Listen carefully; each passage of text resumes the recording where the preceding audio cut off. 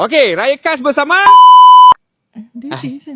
Raya khas bersama Abang Loye.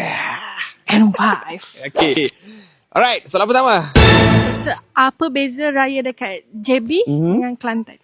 Raya dekat Kelantan ni bagi aku dia meriah sikit sebab keluarga bini aku ni besar. Dia ada dalam 6 ke 7 orang adik-beradik.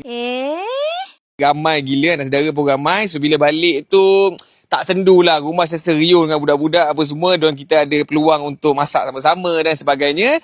Dan kat Kelantan ni yang lagi satu aku rasa unik sebab daripada awal raya pertama tu, pukul 9 pagi, pukul 8 pagi dah ada orang buka open house. So daripada pagi kau beraya sampailah ke petang. Ini kejap lagi kita orang nak pergi beraya balik ni. Just pause kejap sebab nak ambil video ni. Kalau saya raya dekat JB, first tu paling ketara dia macam dah biasa raya meriah, lepas tu tiba-tiba macam sendu. First tu rasa macam sedih lah juga kan. Sedih lah sikit drama lah, juga lah. Dia kena layan drama adalah juga mula-mula tu. Tapi lama-lama dah, bila dah ada anak semua rasa macam sama je. Okay je. Alhamdulillah. Gitu. Okey, soalan nombor 2. Nombor 2, cara kita tentukan turn balik kampung. Okey, cara aku tentukan turn balik kampung dengan baling dadu sebenarnya. Tak ada lagu kau Bukan dengan cara baling dadu tetapi dengan dia cara sebenarnya masa I couple dengan dia tu. Ikat aku. Dah ikat dah. Kalau kita kahwin nanti raya first rumah saya kan? Betul. Okey. Dia dah letak ikat awal-awal lah alamak ayah. Betul lah tu sebab memang kalau raya dekat Kelantan ni daripada awal dia dah ikat aku dulu. Dia cakap okey, kalau tahun tu raya rumah saya, kita kena spend lama kat rumah saya. Aku pun dengan tak ada pilihan, kita terima je lah sebab sayang punya pasal. Okey. Sekarang sayang juga.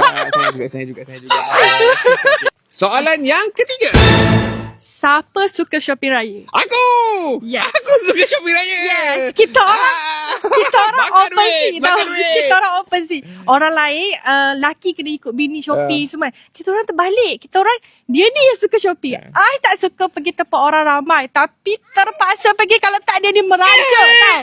Raya setahun sekali. Aku paling suka bulan Ramadan tau. Bulan Ramadan ni kan bila pergi shopping ni dia punya vibe tu lain tau. Kau pergi tengok orang lain pun shopping dengan baju. Lagi ramai lagi je suka. Lepas tu lagi ramai lagi suka. Tapi bila dah tua dia ada anak 2 orang ni aku kurang sikit lah. So aku akan pergi tempat yang tak ramai. Tapi still aku akan pergi macam time Ramadan lah. Aku akan pastikan aku beli shopping tu hujung-hujung Ramadan supaya aku boleh rasa suasana dengan lagu raya. Bila jalan kat shopping kompleks. Itu memang kegemaran aku. Bukan itu saja. Aku juga jenis suka hias rumah. Tapi duit je tak ada lagi. InsyaAllah doakan aku InsyaAllah amin. Okay. Begitulah podcast saya bersama dengan Abang Loye dan